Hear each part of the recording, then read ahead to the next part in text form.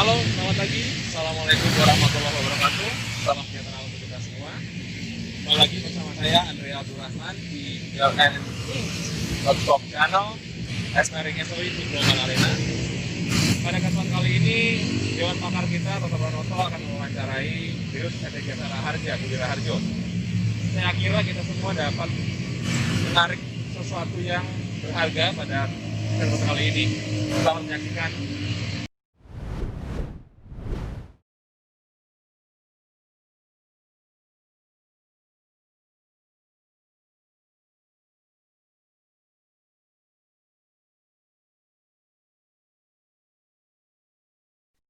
Selamat siang, Assalamualaikum pemirsa BUMN Inc.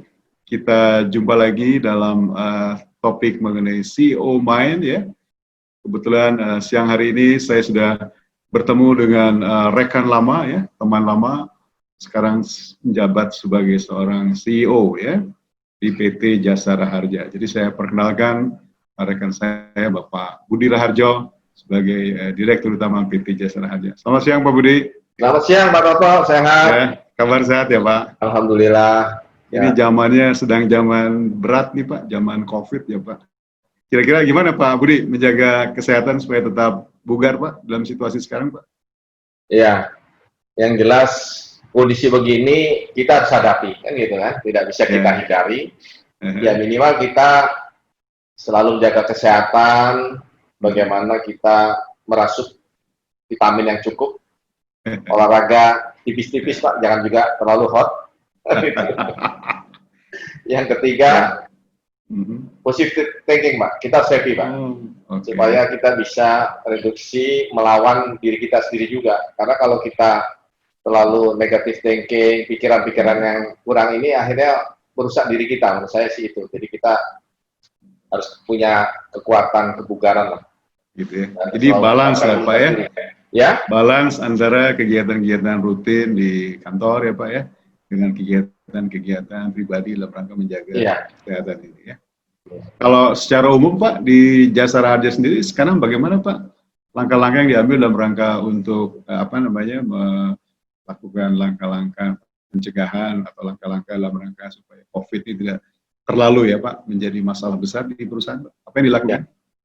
Ya, yang pertama kami dari jajaran manajemen ya, kita pastikan dan kita utamakan bagaimana keselamatan dan kesehatan dari para karyawan, pegawai kita. Itu yang utama, karena suatu perusahaan kalau ada sesuatu yang tidak pas, pastikan akan ada keraguan. Nah, ini kita meyakinkan bahwa dari kita manajemen memastikan itu semua keluarga kita, khususnya pegawai Jasa Raharja sehat semuanya. Dan memang ada kekhususan ini masalahnya karena Jasa Raharja ini kan perusahaan layanan yang selalu berhubungan dengan orang. Dan yang pastikan lagi, kita berhubungan dengan orang yang selama ini kita tidak kenal. Jadi setelah baru terjadi musibah kecelakaan, baru kita mengenal siapa. Tapi dalam keseharian juga kita yang mempunyai kerjasama dengan para mitra yang terkait di dalam kantor Samsat, ini juga mempunyai risiko-risiko bagi teman-teman di Samsat. Sehingga di awal-awal COVID waktu itu menyebar, kita memastikan bahwa teman-teman kita ini langsung kita lakukan rapid, kemudian kita suplai vitamin, kemudian ya selalu kita tekankan menjaga protokol kesehatan yang ditetapkan oleh pemerintah. Itu Pak. Iya, saya kira itu hal-hal langkah-langkah pencegahan yang antisipatif ya Pak. Sebelum masuk. Ya, jadi pemirsa CEO Inc, jadi kita tahu bahwa Jasa Raharja adalah perusahaan yang diberikan amanat oleh negara, oleh undang-undang ya, menyelenggarakan ya kegiatan terkait dengan pengorganisasian iuran dan juga santunan kaitan dengan transportasi publik ya Pak. Nah kan kita lihat Pak dalam konteks sekarang COVID tentu juga kita sudah tahu bahwa situasi ekonomi secara makro tidak menggembirakan ya Pak ya. Juga kita lihat banyak sekali bidang-bidang usaha termasuk bisnis di transportasi yang terpaksa harus menghentikan dulu aktivitas begitu ya. Sehingga juga ini tentu berpengaruh lah ya terhadap Jasa Raharja ya.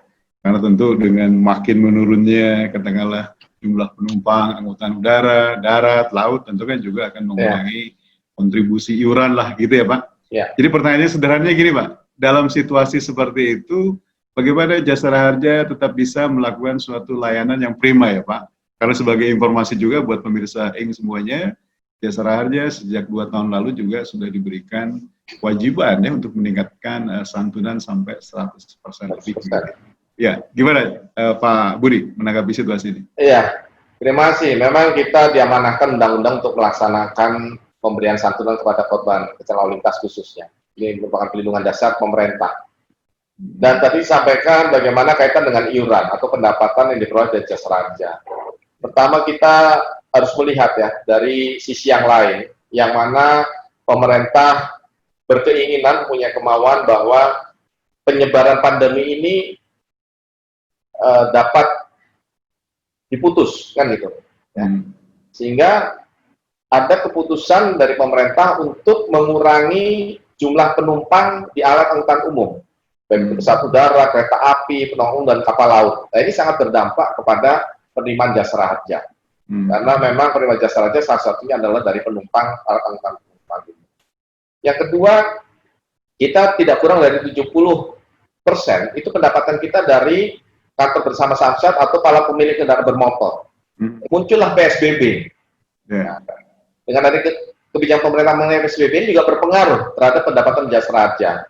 Dan secara umum sebenarnya adalah kaitan dengan perekonomian, ya, perekonomian yang melambat. Ini juga sangat mempunyai dampak karena daya beli masyarakat juga menurun. Kedua, dari sektor produksi kendaraan baru relatif tidak ada. Nah, ini yang juga berdampak terhadap pendapatan Jasara Harja. Tapi bagaimanapun, ini adalah karena tugas pemerintah yang diamanahkan ke Jasara Harja, ya prinsipnya bahwa kami tidak mengurangi tingkat layanan kepada korban kecelakaan lalu lintas. Ya. Itu yang prinsip.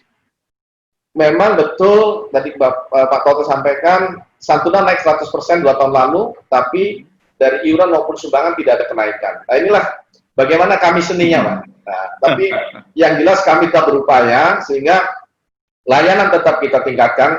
Jadi kita tetap mengutamakan suatu kualitas layanan satu seluruh Indonesia. Kemudian dari sisi pendapatan, ya kita kelola dengan baik.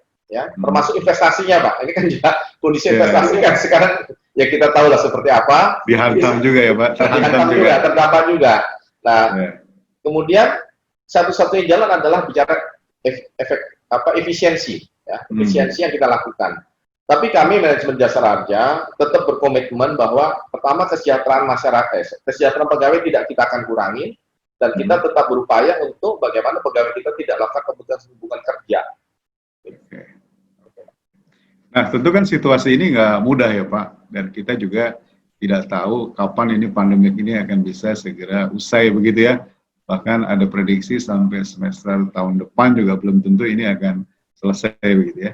Jadi saya mau tanya, kira-kira apakah ada juga keinginan Jasara Harja misalnya meningkatkan stream revenue dengan cara misalnya, yuk kita bilang kepada pemerintah, kepada Kemenq, coba itu tingkatkan misalnya rate, tarif iuran misalnya Pak?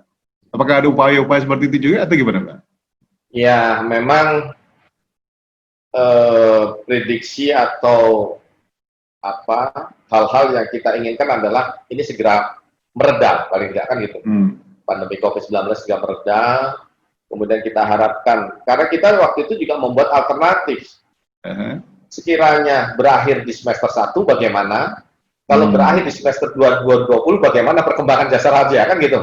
Jadi nah, ini stressing testnya udah buat ya Pak? Stressing test kita buat. Nah, nyata ini sampai dengan akhir tahun ini kan tinggal 2 bulan lagi, 3 bulan lagi. Ini kelihatannya tanda-tanda peredahan ini sudah mulai akan naik kan gitu, sudah akan mulai naik.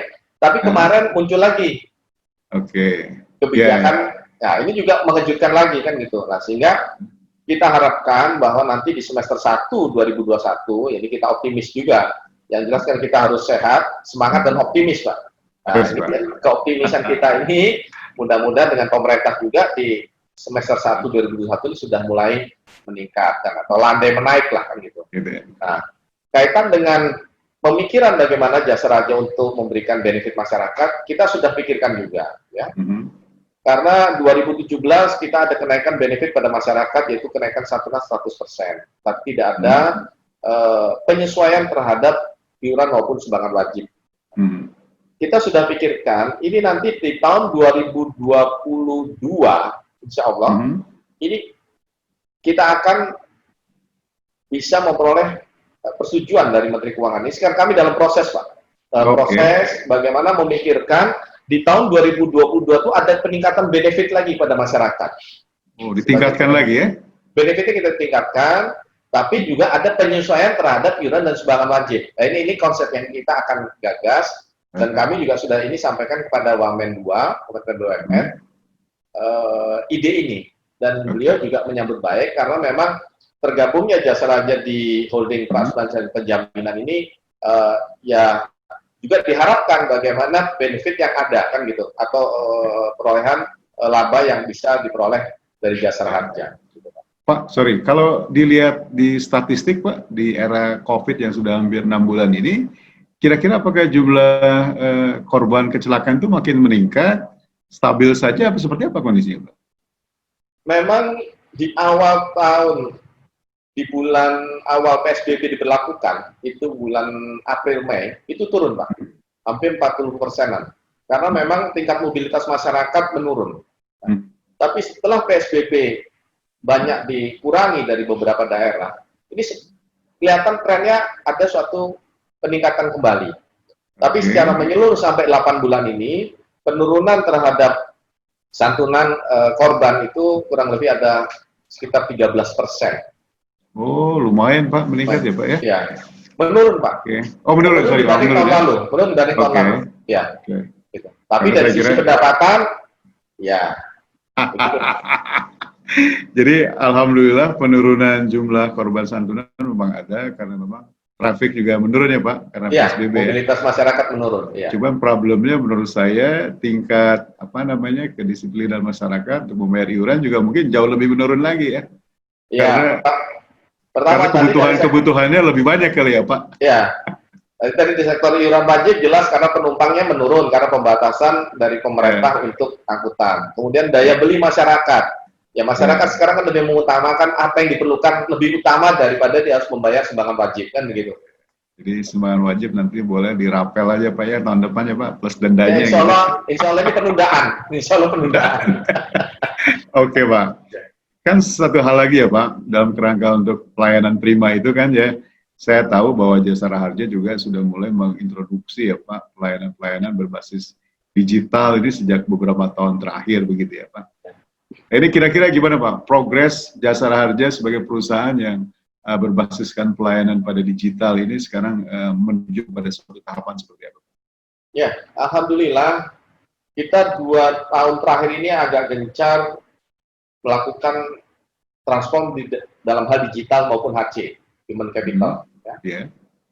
Sehingga pada saat memasuki awal tahun 2020 yang juga masuknya pandemi ini, penyebaran pandemi COVID-19, ini kita men-speed up lagi Pak.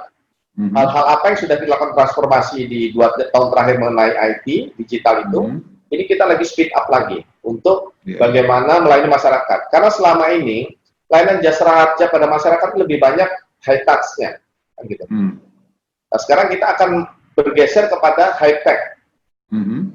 Meskipun namanya perusahaan asuransi dan kehadiran pemerintah ini atau negara kan harus diwujudkan dengan kehadiran secara fisik, kan gitu. Nah ini memang hal-hal yang agak kontradiksi, tapi karena ini bicara trust yang harus kita bangun, nah ini kita pastikan bahwa memang high tech kita perlukan, tapi tetap hubungan kita relation dengan para korban kecelakaan, dengan para mitra tetap harus kita bangun. Gitu. Nah, jadi kira-kira ya Pak, dalam bentuk realisasi nyatanya lah ya, dalam praktek di lapangannya begitu ya. Kalau kita anggap sudah ada lebih banyak kemajuan ya, customer satisfaction ya, dari para pelanggan, stakeholders juga makin meningkat, kira-kira indikator-indikator apa yang Bapak bisa sampaikan terkait dengan hal itu? Ya, yang pertama kaitan dengan layanan dulu, karena kita memang perusahaan harus melayani masyarakat ya. Tadi kami sampaikan bahwa layanan kita adalah satu kualitas secara nasional sama. Kemudian Kita sudah memastikan bahwa karena kita sudah ada hubungan dengan para mitra terkait, khususnya dengan kepolisian, kemudian dengan Kementerian Dalam Negeri, ya, kita sudah melakukan digitalisasi terkait dengan host-to-host data. Oke. Ya. Dan ini yang membuat bagaimana kita mempunyai nilai tambah dalam kondisi seperti ini, masyarakat tidak dirugikan. Sebagai contoh, korban kecelakaan meninggal dunia, ini ada suatu keunikan. Di tahun lalu, itu rata-rata korban meninggal dunia itu bisa kita layani dalam waktu 1 hari 14 jam. 1 hari 14 jam. Untuk santunan meninggal dunia. Ya. Saat ini, kita bisa santuni 1 hari 13 jam. Oke lah, lebih cepat ya? Ya, jadi teman-teman tuh demikian semangatnya di lapangan. Ini yang kita sangat appreciate, saya juga kaget juga teman-teman. Padahal teman-teman ini tetap, ini tantangan juga harus berhubungan ke rumah sakit. Karena adanya korban-korban yang dirawat di rumah sakit. Padahal kondisi rumah sakit kan kita tahu seperti apa kemungkinan-kemungkinannya. Tapi ya, alhamdulillah ya, karena kita selalu mengingatkan setiap saat untuk kaitan dengan protokol kesehatan ini, ya itulah. Jadi itu maksudnya standar nasional mau di Jawa atau di Indonesia bagian timur sama ya Pak? Sama. 1 jam, 1 hari 13 jam. Jadi kalau Pertamina punya satu harga BBM, Jasa Raja punya satu kualitas layanan yang sama seluruh Indonesia. Gitu ya? Iya. Kalau kaitannya dengan itu Pak, teknologi host to host misalnya antara database di Jasara Harja, di rumah sakit, kemudian juga ada percepatan pelayanan di rumah sakit ya buat korban-korban kecelakaan, itu kira-kira apa yang terjadi Pak? Implementasinya seperti apa? Contoh kita dengan kepolisian, ya kita kan mendorong bagaimana polisian juga mempunyai data yang sama, sehingga kita bentuk single data dalam satu sistem. Nah, sehingga setiap korban kecelakaan yang terdata oleh kepolisian pada waktu dan jam yang sama itu sudah terkonek dengan Jasara Harja. Oke. Namanya yang dimiliki kepolisian ada IRSMS, Integrated Road Safety Management System. Jadi petugas Jasara Harja anytime bisa mengambil data dari pihak kepolisian terhadap kasus-kasus kecelakaan. Itu yang pertama. Yang kedua, kita kerjasama dengan Dukcapil Kementerian Dalam Negeri, yaitu untuk memperoleh data keahliwarisan korban kecelakaan lalu lintas. Yang selama ini kalau ada kecelakaan lalu lintas, kita baru tahu siapa si A, kita harus mencari ahli waris daripada si A ini siapa. Dengan adanya kerjasama dengan Dukcapil ini, kita sudah bisa masuk ke dalam sistemnya, sehingga kita sudah pada waktu itu juga bisa mengetahui si A ini siapa ahli warisnya. Oke. Jadi seperti contoh, kasus kecelakaan misalkan di Medan, penumpang bis, ya, korbannya ABC. Kita langsung connect dengan Dukcapil, kita sudah tahu ahli waris si A ini adalah siapa, B siapa, itu beradanya misalkan di Pekalongan, Jawa Tengah. Nah, sehingga kita langsung penyelesaian santunan itu juga di Jawa Tengah. Jadi intinya jenazah belum sampai di rumah ahli waris, kita sudah menyelesaikan santunan. Nah ini juga kita juga, Alhamdulillah Pak, Alhamdulillah berkah Pak, insya Allah. Kita kerjasama dengan perbankan, khususnya Bank Negara, BUMN. Ya. Kita sekarang modern secara cashless, jadi kita langsung transfer ke rekening ahli waris. Dan sekiranya ahli waris tidak punya rekening, kita bantu untuk dibuka kan ahli waris rekeningnya. Jadi lebih tepat sasaran Pak ya, mencegah hal-hal yang tidak diinginkan. Betul, dan ini cashless Pak. Nah kemudian kemarin kita melonsing namanya Sivera, ya ini untuk korban kecelakaan yang luka-luka. Oh gitu ya Pak. Ya, Sivera saya kenal ada di lapangan golf Pak. Ternyata ada juga di Jasara Harja. Sistem verifikasi rawatan, Pak. Oh, saya pikir Vera. Ya. Sistem verifikasi rawatan. Jadi setiap korban yang dirawat di rumah sakit, begitu mereka masuk rumah sakit, kita ada data yang bisa connect langsung dengan rumah sakit. Jadi 3 pihak, polisian, rumah sakit, Jasara Harja. Nah, sehingga kita akan memastikan korban yang masuk itu betul korban kecelakaan lalu lintas tidak. Kalau begitu betul, langsung kita bikin guarantee letter secara elektronik. Bahwa ini dijamin Jasara Harja, korban cukup untuk dirawat dan berobat, kan gitu. Nah, nanti rumah sakit menagih ke Jasara Harja biaya rawatannya.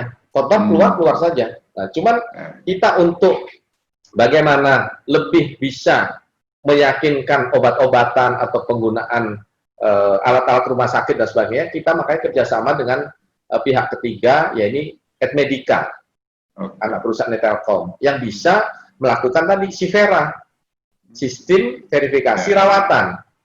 Sejauh mana kebenaran biaya rawatan yang diajukan. Itu salah satu yang kemarin baru kita launching. Dan ini mudah-mudahan juga bisa ikut menekan angka biaya rawatan di rumah sakit. Nah, mungkin ini pemirsa BMN ingin tahu ya Pak, update terakhir ya. Jadi kira-kira kalau menjadi korban kecelakaan lalu lintas itu ya Pak, misalnya untuk biaya perawatan itu maksimal berapa jumlahnya ya? Atau misalnya kalau korban sampai dengan meninggal dunia begitu ya, berapa sih nilai santunannya Pak? Ya, ini memang unik, masyarakat banyak tidak tahu, padahal kita sudah banyak memberikan sosialisasi, tapi kadang-kadang karena itu saat sosialisasi tidak dirasakan manfaat langsung. Ya. Beda kalau dengan jasa marga. Ini kadang-kadang jasa marga, jasa raja ini keliru-keliru juga. Kalau sama-sama jasa, Pak. Nah, kalau jasa marga begitu kita membayar, kita bisa memanfaatkan fasilitas yang diberikan kan gitu. Tadi disampaikan bagaimana berapa besaran santunan. Ini sesuai dengan PMK nomor 15 dan 16 tahun 2017, di mana santunan meninggal dunia adalah 50 juta rupiah kita serahkan kepada pihak ahli waris. Kemudian dalam hal korban luka-luka akibat kecelakaan lalu lintas, itu biaya perawatan maksimal 20 juta rupiah. Nah, di sini juga ada kerjasama dengan BPJS dan ada peraturan pemerintah yang mengatur. Jasa raja ditetapkan sebagai first payer, korban-korban kecelakaan lalu lintas. Kalau dulu kan, siapa nih, BPS dulu apa jasa raja? Nah, sekarang kita sudah tetapkan pemerintah, kita ambil over bahwa setiap korban kecelakaan dijamin jasa raja dulu sampai maksimal 20 juta. Dalam hal korban lebih dari 20 juta biaya rawatannya, baru masuk ke BPJS Kesehatan.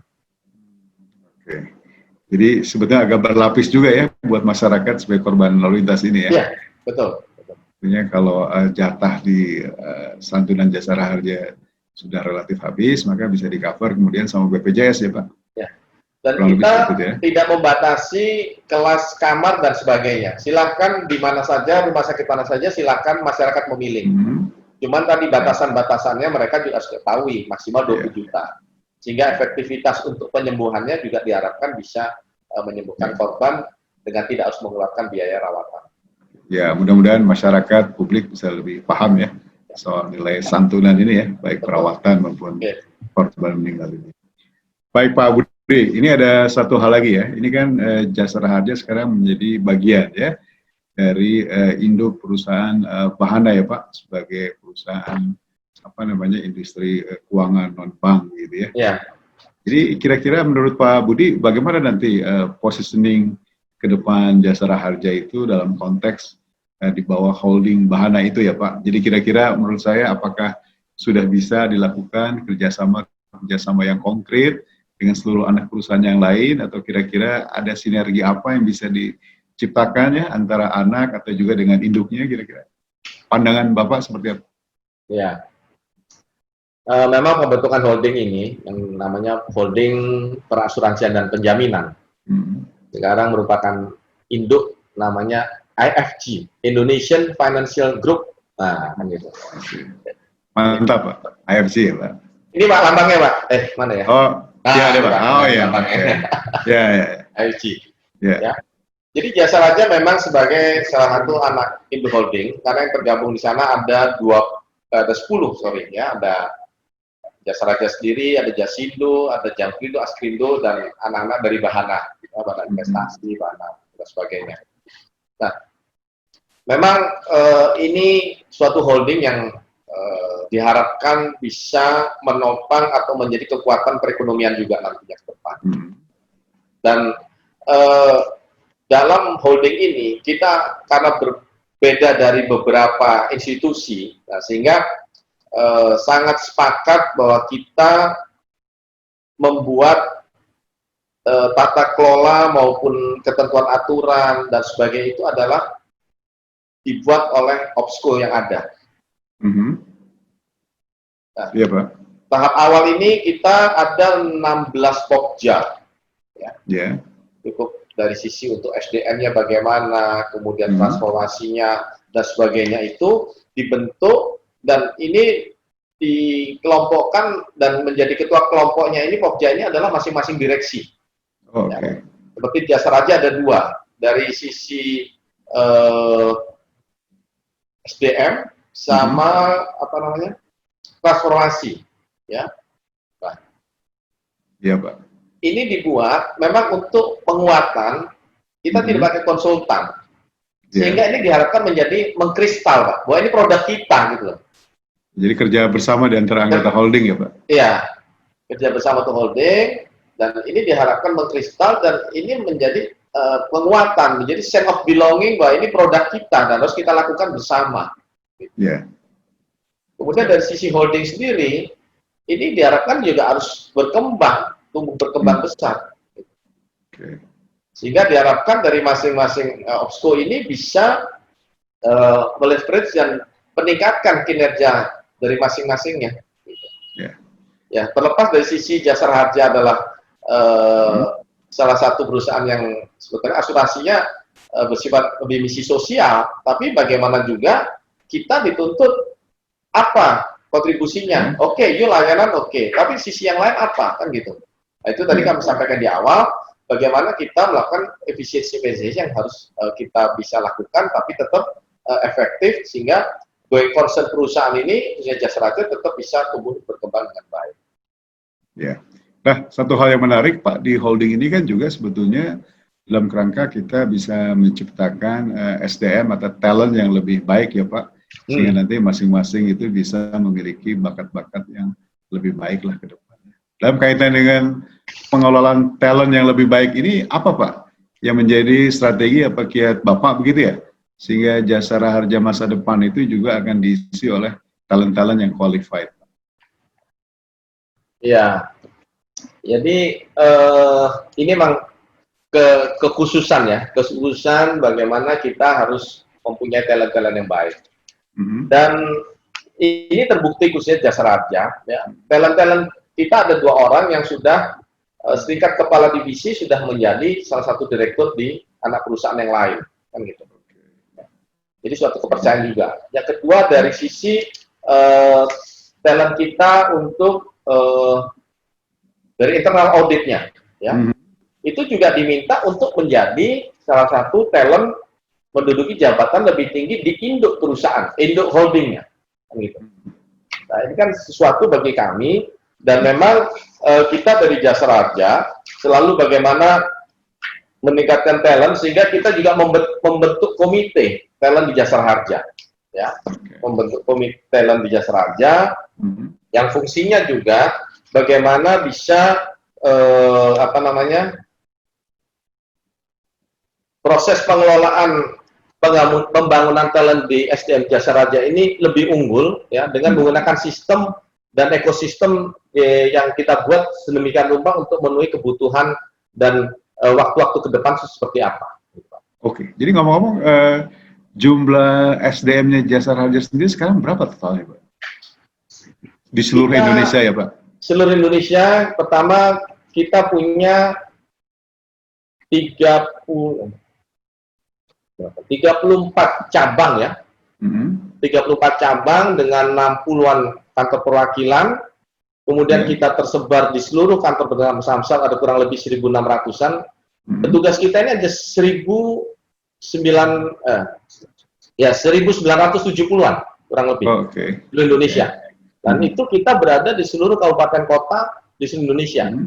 Karena tadi bagaimana kita bisa melayani masyarakat korban, ya karena kita ada berada di seluruh ujung-ujung Toba atau di kabupaten kota yang ada. Kalau perusahaan asuransi lain mengenal siapa nasabahnya, tapi kalau Jasa Raja ini kalau terjadi musibah kecelakaan baru tahu siapa ahli waris nasabah itu sendiri.